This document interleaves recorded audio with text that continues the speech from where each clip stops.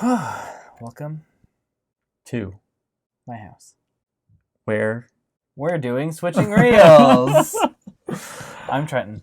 I'm Connor, and that was probably the strangest intro we've done so far, but I Yeah. doubt it will be the strangest by the time we're Forever. finished. No, I think we're Yeah. gonna have some pretty spooky ones. It's gonna be great. Alrighty, what did we watch tonight? We watched The Two Towers. Lord of the Rings: The Two Towers. Yes.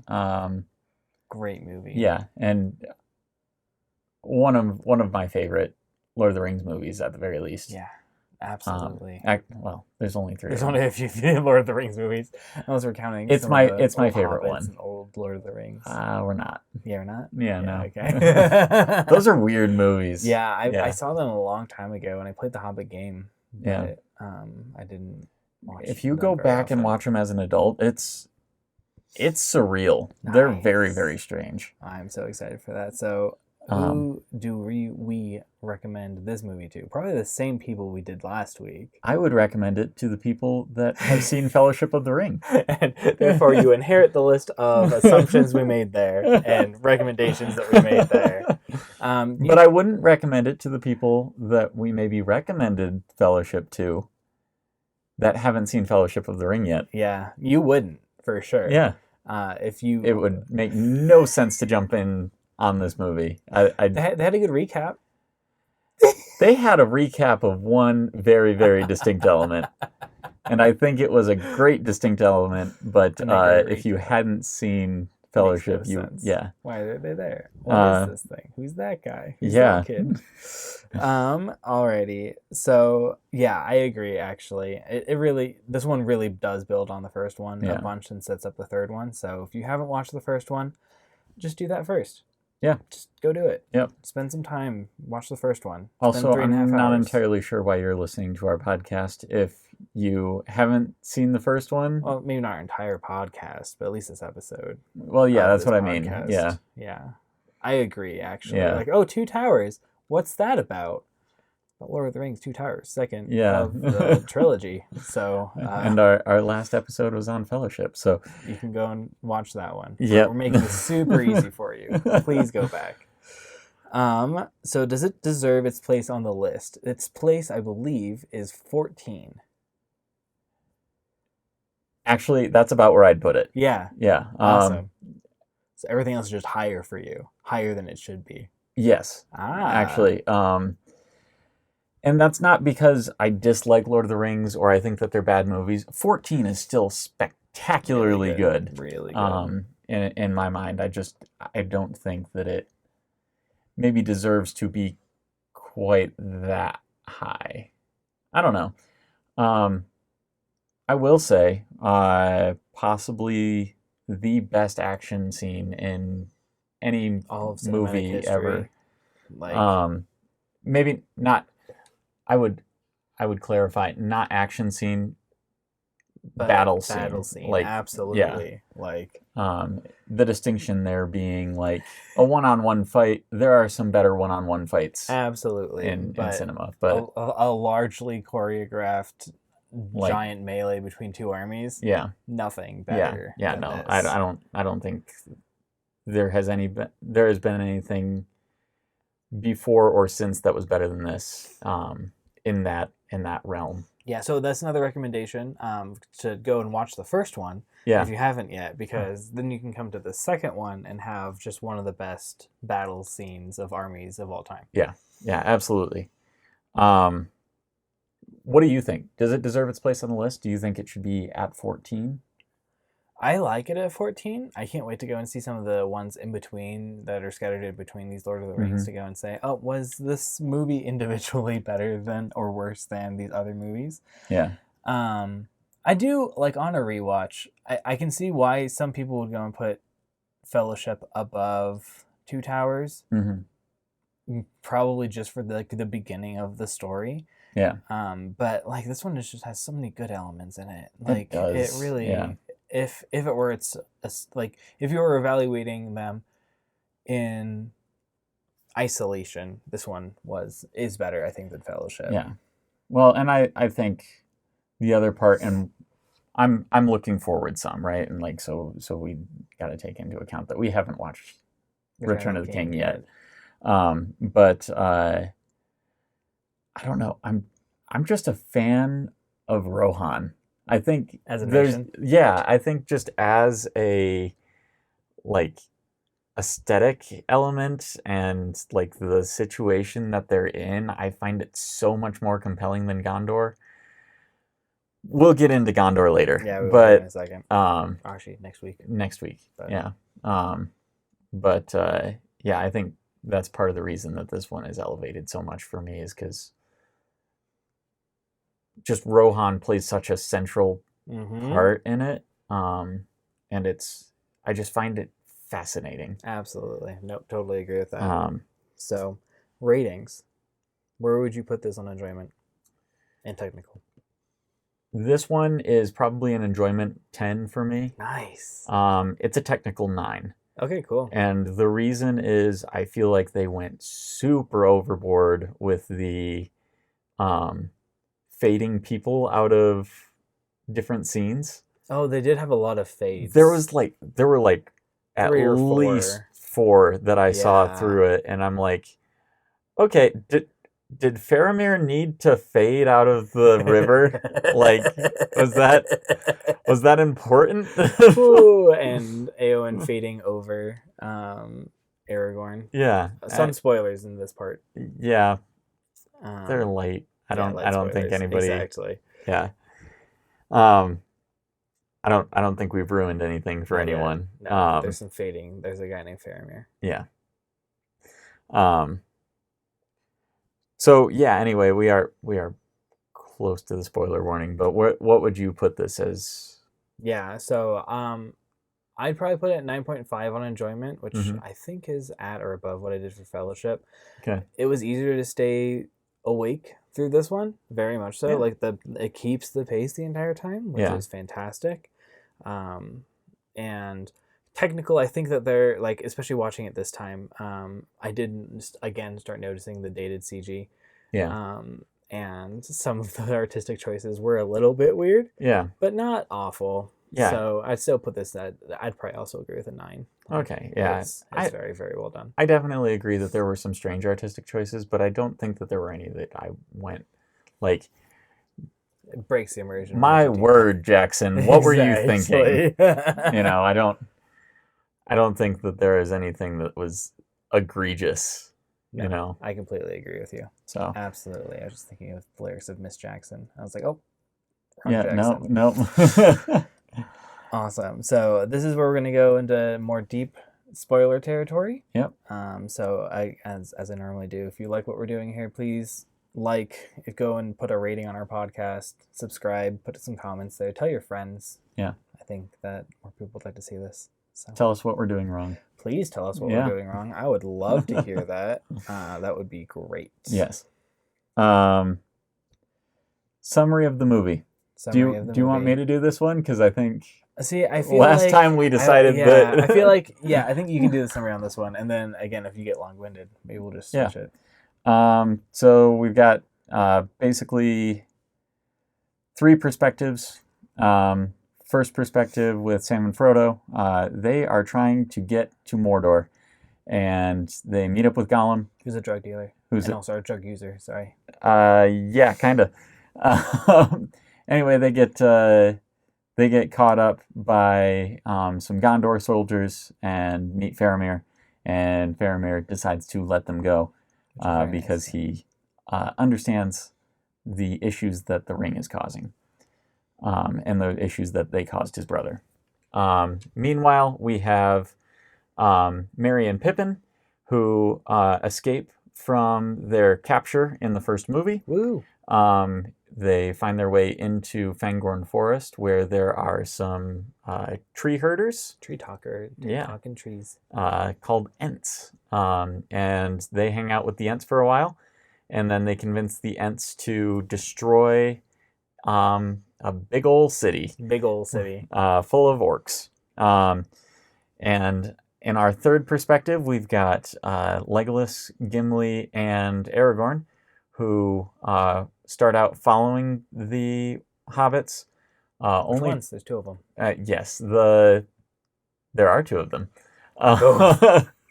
The ones that were captured by orcs, they follow them until they are diverted when they find out that they escaped. And Gandalf's alive. And Gandalf's alive, yep. And so they all go to Rohan and find out that Saruman is going to try to destroy all of the people, the race of men, on a large scale, and retreat to Helm's Deep, where they have a giant battle with pretty fortress. A huge amount of Uruk-hai, orcs, 10,000. Yeah. 10,000 of them, and Gandalf leaves before all of this, goes and gets the disgraced riders, brings them back, and saves the day.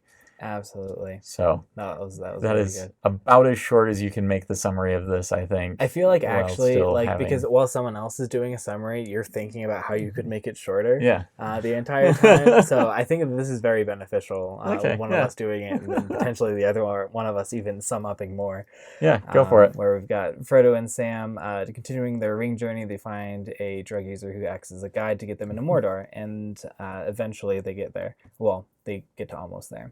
We've got Merry and Pippin who have been abducted, and then they're not abducted, and then they are friends with a tree, and then they go to a big tree meeting, and then they tell the trees to go and destroy a tower. One of the two towers. And then you have Gimli, Legolas, and Aragorn, Hot Buns, doing things. They're following the... Aragorn is Hot Buns? Yes, absolutely.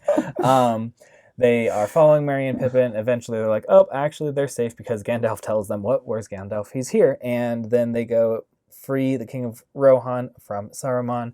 They go to Helm's Deep, where they are trying to be safe. And then there's just 10,000 orcs. Whoops. And they eventually kill them, but it's a lot of casualties. Okay, yeah. I feel like I think we're going to have to do this. Just go back and forth. Do summaries. This is going to be fantastic. It's fantastic. This is I love it. Okay, cool. All right, so there's your summary. Again, watch the first one first. Yeah. Please. Yeah, this one will make no sense to Not as someone much sense, at least. going in completely blind. Yes, completely agree. All right, so initial reactions, rating. I did rating. So, and then again, initial reactions are still hard because we've seen this so many times. Right, yeah. This one does always,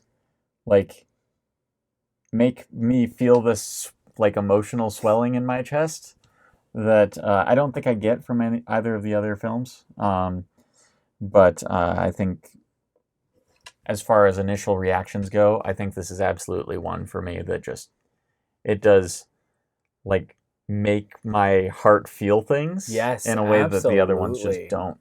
And it throws around your feelings, when Theoden is finally awake again and mourning for his son, that gets you close to tears almost every time, no matter who you are.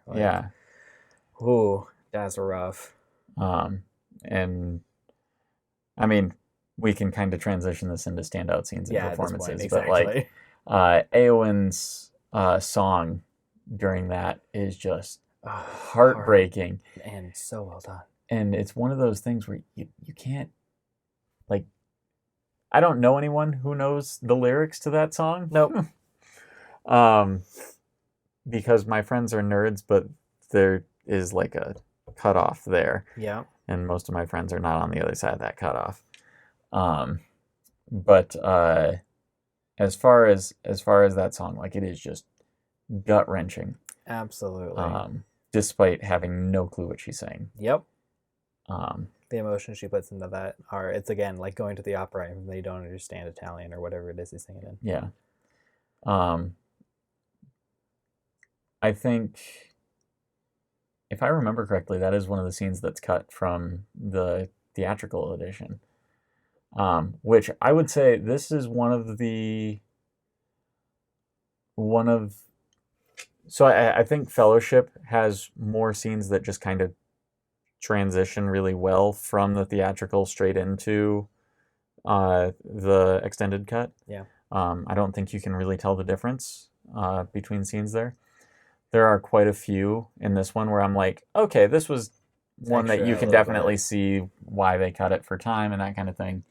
But I do think that they add so much in a lot of those. Mhm. Scenes like Eowyn singing as uh, Phaedrid? Phaedrid, yes, thank you, um, is buried.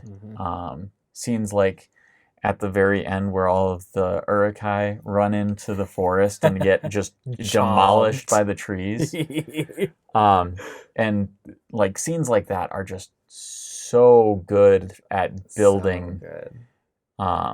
into A the climax. world, Yeah, exactly. right? And into the emotional payoff. Like Yeah, it's so good. The last march of the Ents is yeah, just so well done. yeah. It Like you look is. at it Yeah, every time and you're like, wow, there's not necessarily a lot of them, but they're huge and they're mad. Like yeah, the entire Isengard battle is fantastic. yeah, yeah. So good. This is filled with scenes for me that I could just gush about Yeah, because absolutely. I love this film so much. It's one of my favorite fantasy stories, and it's my favorite section of it. Of the fantasy story. It's fantastic. And again, I think it has the greatest battle sequence in cinema. Yeah, Um, absolutely agree. and there are lots of reasons why Helm's Deep is that. And we're in standout scenes, so I'm So let's just do gonna it. go for Yeah, it. just go for it. Um, The lighting. the lighting is phenomenal. Um, they do an incredible job leading up to it with just illustrating how screwed they are. Yeah, absolutely. How huge this other army is and how few people they have. And then the entire battle, I actually watched somebody break down the Helm's Deep battle, and they were comparing it to the Avengers Endgame battle and why it was Much significantly better. better. But the wax and wane of the tide of that battle Mhm. is incredible. Like every time there's a step forward, there's another step back. Yeah, And so there's just constantly this tension pushing. while Pulling. you're seeing like, okay, these guys got to the gate and they're breaking it down. Well, now Aragorn and Gimli have come out and are Pushed them back. pushing them all back. Well, now they've got these siege engines that are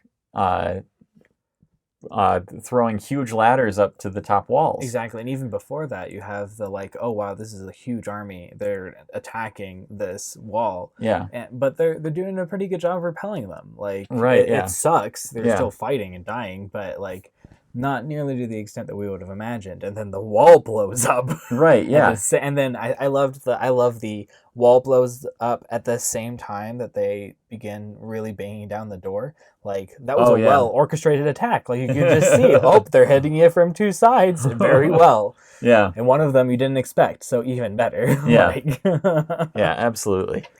and like yeah, if you look at other ones, one of the things I really like about the Helm's Deep battle is you get to see like regular people Mhm. fighting as well. Like you get multiple close-ups with random Uruk-hai just killing people, or random elves and men just killing Yeah. Uruk-hai. You don't only focus on the main characters.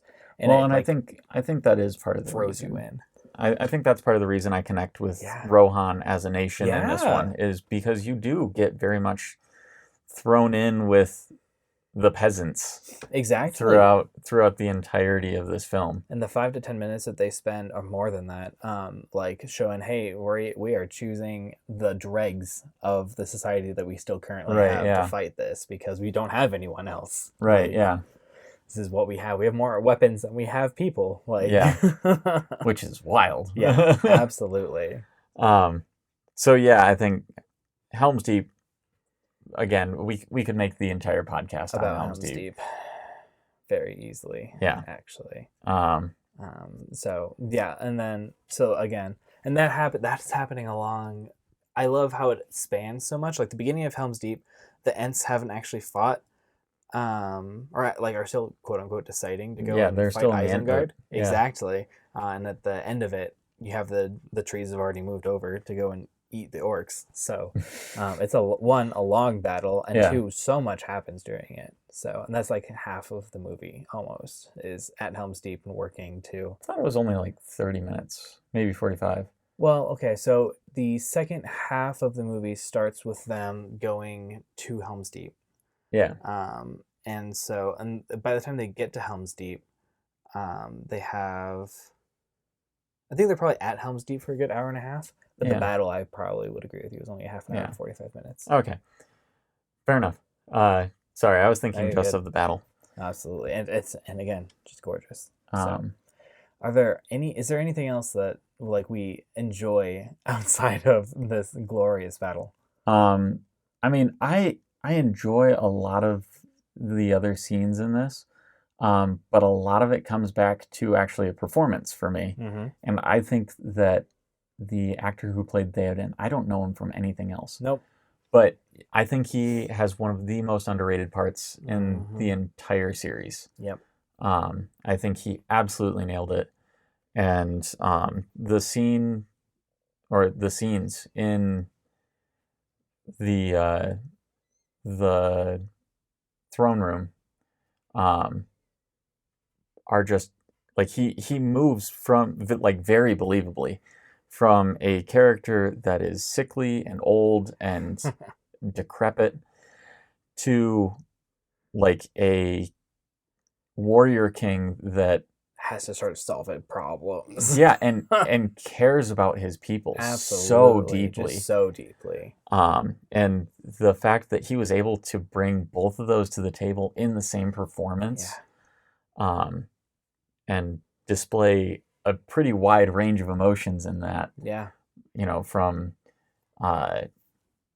like his despair to his resilience to even some self-loathing when he's talking about how he treated Eowyn while he was under Saruman's curse. Mm-hmm. Like it's incredible. Yeah, and so human. Like it's just Yeah. oh, yeah. And I mean, honestly, his performance may be one of the reasons why, just in the story of the Lord of the Rings books and films both, he's one of my favorite characters. Absolutely. And yeah, I think he just does a spectacular job. So well. Yeah, I completely agree with you. No, he does absolutely amazing in this entire performance. Eowyn also, I feel like, does a very, very good job with her roles that she has. She doesn't have as much of a. She's a very consistent character throughout all of it. Like she's been here the whole time, right? Even though the king was unconscious under Saruman's control, and continues being that way. We have some pretty good development from her. Yeah. I think that she does a really good job as well, though, of going from. She sort of embodies the sadness that surrounds Rohan for the beginning part of the film. Yep. Right? Like, I can't watch the beginning scenes in the throne room without feeling this sort of sadness, and I think that is almost entirely placed on that actress's shoulders. I don't Absolutely, and the lighting. Yeah, the lighting does a good job of it as well. And Wormwood's performance as well, like Grima's. Oh yeah, like, I think he does a good portion of what makes it feel sickly. Absolutely, but not the sadness. Yeah. I would agree with you on that one. Absolutely. Yeah, because there is just this oppressive sadness in all of the Rohan. entire court up to that point. Yeah, and I think it is like Gandalf even meant like comments on it on the way in, like they've made the throne room to feel sickly and dark. Like you have very similar camera shots after Theoden's awake when everything's lit up as you do beforehand, and you're like, no, this isn't the same room.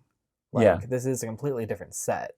Yeah, and I don't know that they did anything except throw some more braziers in there. Exactly, and some more light, and maybe rearrange the tables. Like, it's astounding.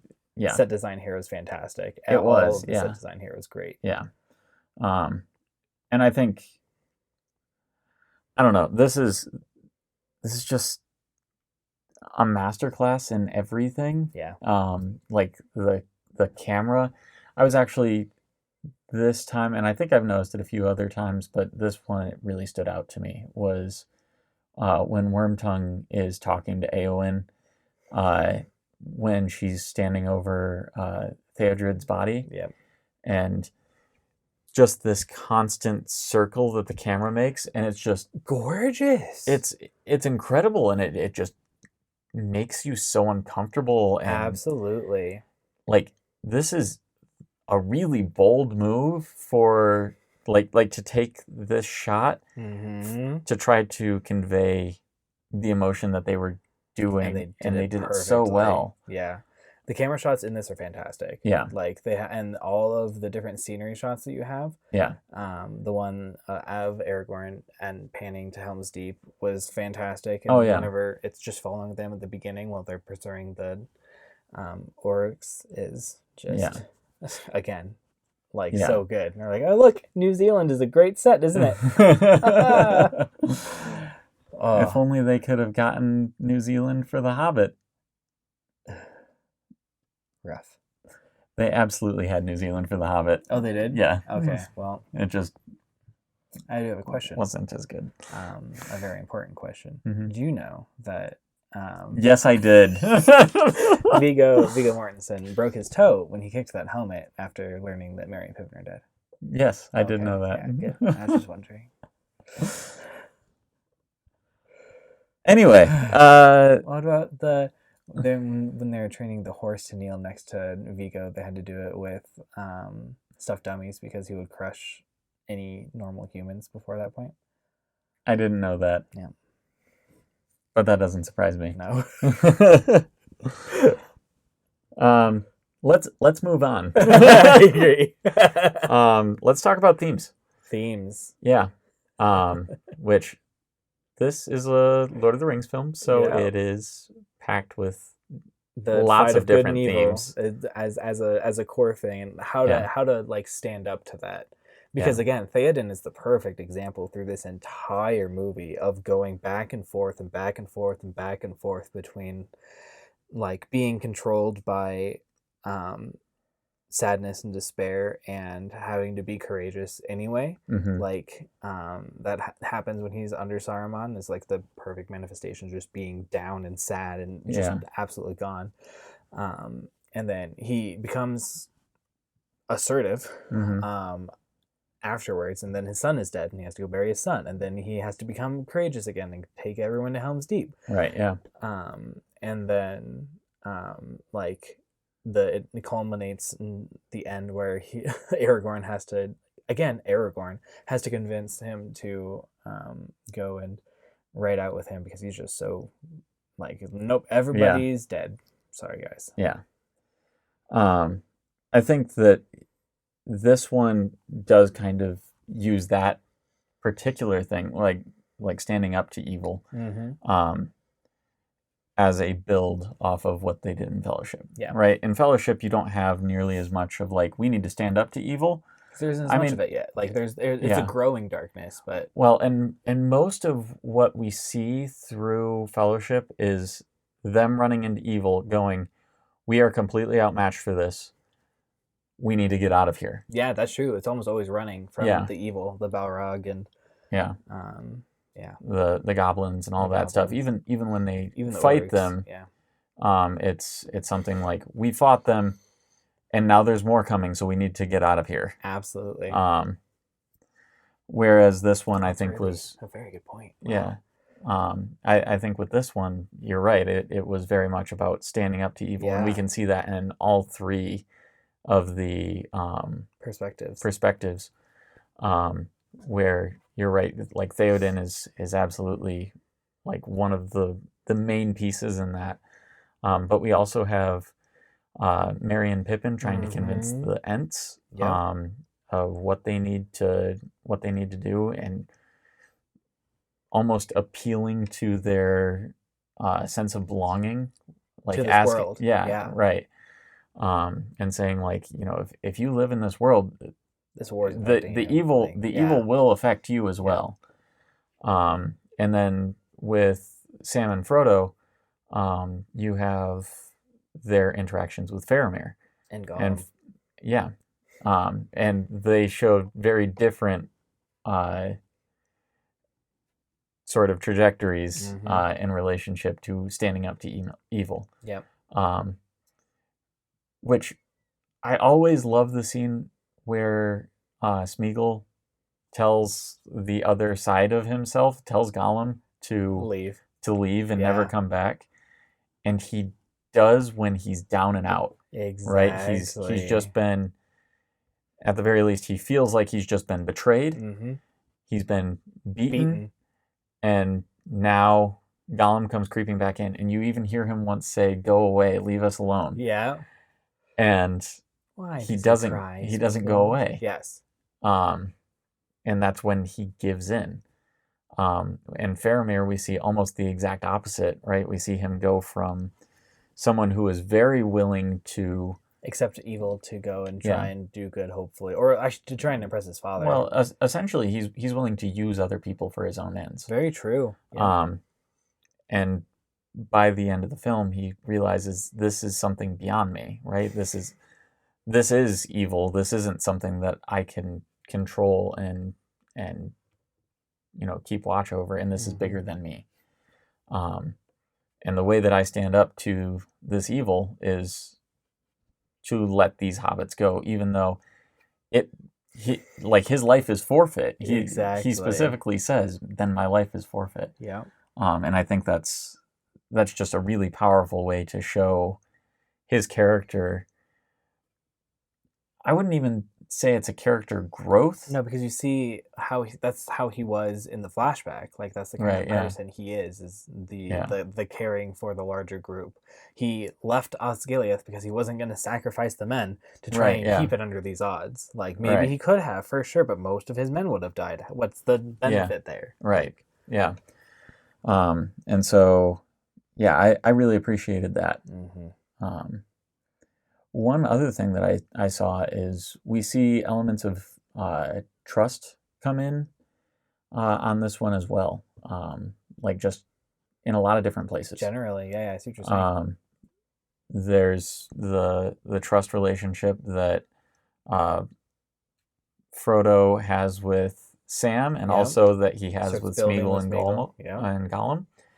Yeah, You have the trust relationship that Aragorn, Gimli, and Legolas have to have yeah, with Gandalf going and coming back. yeah. Um, And even internally, like there's a trust dynamic very much going on, at least between Gimli and Legolas and Aragorn. mhm, With like the stress starts getting to Legolas, mhm. and um, he has to come to his senses at some point and be like, "Hey, sorry, I doubted you. Like you've done a great job so far." Yeah. Like, Well, and you even see it in the battles, in the way the mm-hmm. battles take place, Yeah, right? Like there's constantly times when each of them should have been dead, if not for it's one or the one other. of the other ones Yeah, showing up and saving them absolutely. from something that they didn't even know was there. Mm-hmm. Um, and I think the oh and the other thing that I wanted to talk about was the trust element between basically everyone in Theoden. Yeah. Um, like there's Oh, and do there's you trust your king? right, yeah. There's so much that is thrown around as far Mm-hmm. as trust in this, and I think there are some really, really powerful moments because you see the trust that these characters have for one another. Yep. Um, or don't have, as the case may be. Um, and that's specifically with uh, Gollum, but Mm-hmm. I think that's still a really significant, I guess, departure from what we're seeing with all of the other characters. Absolutely. Um, and I think this is the first time that I've watched this and actually felt pity for Gollum through most of the film. Yeah, absolutely. He is Even trying. even Like toward the end, like where like Faramir is unreasonably rough with him. unreasonably so. And yeah, he's taking him down a dangerous path, and he didn't tell him about it. But like, he's also taking them where they said they needed to go, and Yeah. after finding out that there was some evil thing Mm-hmm. above Minas Morgul, they're still like, yeah, we need to go. Yep. And Faramir's still got him by the throat. It's like, there's a lot of tough Yeah. stuff going on with Smeagol. Right, Like, yeah. that He's just- a lot of he's having a bad time. a really bad time. There's one person that is doing their best to resonate and empathize and connect with them because have a similar experience. Right, Like yeah. both of them have had to carry the ring. Right, yeah. But everyone else looks at Smeagol, Gollum, as a creature of craving. Like, Yeah. This is who you are now. Yeah. Nothing can change that. Yeah. This is also, and I think weirdly, I feel the theme of industrialization and harmony with nature kind of sitting over the entirety of Lord of the Rings. Exactly. It's but not weirdly, a large focus, it's only in this one that it really comes up. Yeah. Like you see a little bit of it in the first film, and like we'll talk about the third one later. It's not there. Yeah. Like I feel it was an opportunity thing. It was a like, hey, we can go and make this statement. It's actually really easy. Like it's not even something we had to shove in because it's a like it's something that happened in the book. We can just capitalize on it slightly. I think the book is already like it has a lot to say about it. But it feels weird that it just kind of stops at a certain point. Almost like, I think to my mind, Tolkien said what he wanted to say about it and was like, okay, we're done. We got more some other things to do. Yeah. Yeah, absolutely. I don't think it fit into the rest of the story. But having sort of the literal rise of nature against industrialization is just such an interesting way to look at this, and I think it's why that last shot at Helm's Deep is so important as well. Is it is nature's final revenge against people, or in this case Uruk-hai, that have had no respect for it. Absolutely. And did not live in harmony with nature. They just deforested everything. Exactly. And it's just I really love the way that it all comes together. And yeah, I thought I had more to say about this, but like I totally agree with you. That's fantastic. And I feel again that it wasn't heavy-handed. It was a like, hey, there's not going to be magical trees that come and destroy you for doing industrialization stuff, but like there are larger consequences to all of this. Yeah. And it's just another piece of evil. Like like a connection with evil, not necessarily that industrialization is evil, but that the exploitation of man and nature is evil. Yeah, and I think even further it was because Tolkien lived through World War I, right? Yep. And so like industrialization for the sake of war specifically, I think is the evil that he was thinking of, like specifically. Yeah, absolutely. And there is a lot to be said about industrialization itself. I think on a pretty broad level, most people would agree that industrialization for the sake of killing other people is probably not good. Probably a bad idea. I don't think there's going to be too much disagreement there. Yeah. I agree with you. But yeah, I really love the way that he tackled it. Yeah, absolutely. And I think it was very well adapted to the screen as well. Yeah, absolutely. So I kind of just want to touch on the fact, I'm calling back to another thing real quick. If I don't mention it in the next episode, I love the fact that you pointed out that like in the last one, it's a run from evil to get somewhere safer. And this one, it's a run from evil, but then stand up to it and fight against it. Yeah. And then the next one, like there's a lot of offensives, and obviously we'll talk about that more. But like it's very much a full circle of fighting against evil, and it's very cool. Yeah, that is really cool. I hadn't thought about that. I hadn't thought to the third one, but yeah. Yeah, no, and because there's a lot of offense there. Yeah, a bunch of offense. So, so much. Yeah. Hail Mary offense, but offense nonetheless. We've already talked about some technical things that we thought stood out. Yeah, absolutely. I'm going to bring up one that we hadn't talked about in the first one, but was Please. still very much there. The score Oh, gorgeous. is just Everything incredible. here. You can't Yeah. have this without the music. Right, Like, yeah. it sets all of it. Yeah, I can't believe that we missed this on I completely Fellowship. agree. No, but I feel like, though, this one, like, you had the very dramatic moments that were Mhm. then counterpointed by just an absolutely fantastic soundtrack, or the lack of sound at all. Right, Like, yeah. the burial of Theodred has only voice at one point, but at some point it's just quiet. Well, it cuts her off. It cuts Yeah. off the song with for just sure.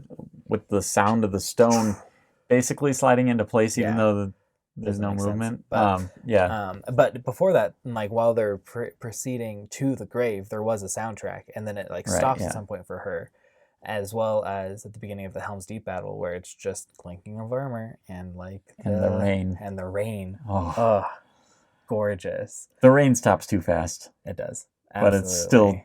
fantastic while it's there. Oh, it's so good, so good.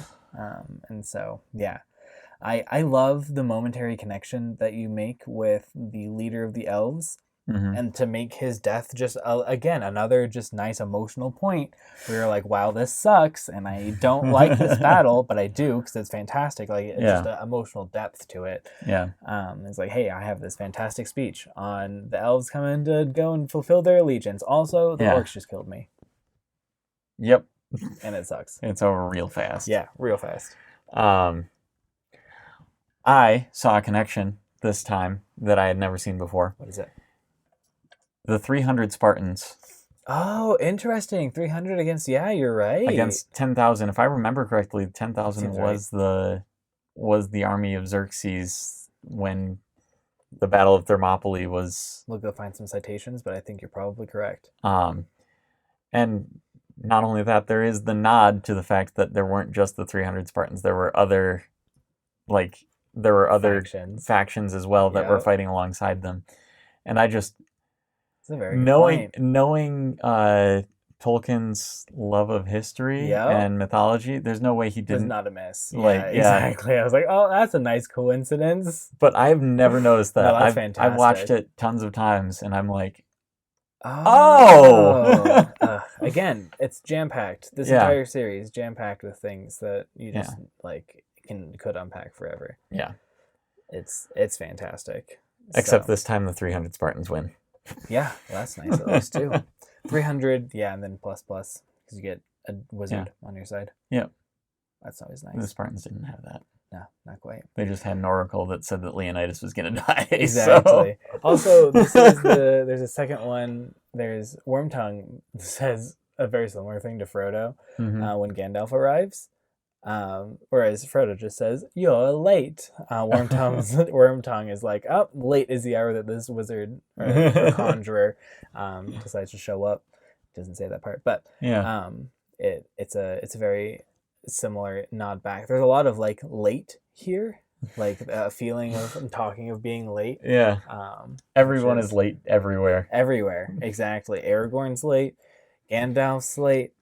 The trees are slow. Not really late, but You could argue that they were much too late. much too late. Well, it was good that they got there before all the orcs left. After all the orcs left, I mean. Yeah. Oof. Also, though, you have to call out. I don't know who the actor is, sadly, but the actor that does all of the movements for Gollum and the voice for Gollum, Andy Serkis. Andy Serkis. What? Yeah. Like, oh my gosh, the at least in the voice acting, but also just knowing that he was wearing a green suit the entire time, that Yeah. like, he was doing all of those movements, like he trained himself to walk on all fours at these very strange angles. It is wild. It's astounding. Like, sure, maybe CG needs some touch up, but again, it was done in 2004. I mean, yeah. This Like- is absolutely incredible for Astounding. the era, Yeah, exactly. and the fact that it's still like I wouldn't go to a movie and be like that CG was real bad. Yeah, with- no, entirely. Specifically with Smeagol. Yeah, There were some parts with like when he's showing the 10,000 Uruk-hai to Wormtongue. Wormtongue. yeah. I go, okay, yeah, this looks kind of like video game graphics Yes, now, exactly. where I'm like, I see I it. know that those aren't really Urukai Yeah, down but there. now we can go and run simulations with that many people on our computers. Right, Like, yeah. And the fact that like I think it's really contrasted by the fact that so many of the close-ups and things of the Urukai make you forget that they're not real, yeah. right? Because the makeup department did just an Oh, just incredible job. absolutely fantastic. Like Um, the quote unquote practical effects, the practical aspects of this movie and all of the movies are fantastic. Yeah, Like, yeah. outstanding. I seriously I watch this and I go, yeah, orcs and Urukai, they're Real real. things. Yeah. Absolutely. Those were actual people that just got beheaded. Yeah. Like so that head flying, yeah, it does a person. Exactly. Yes. Completely agree. So yeah. Next week's film, Yeah. Next week's film. Return of the King.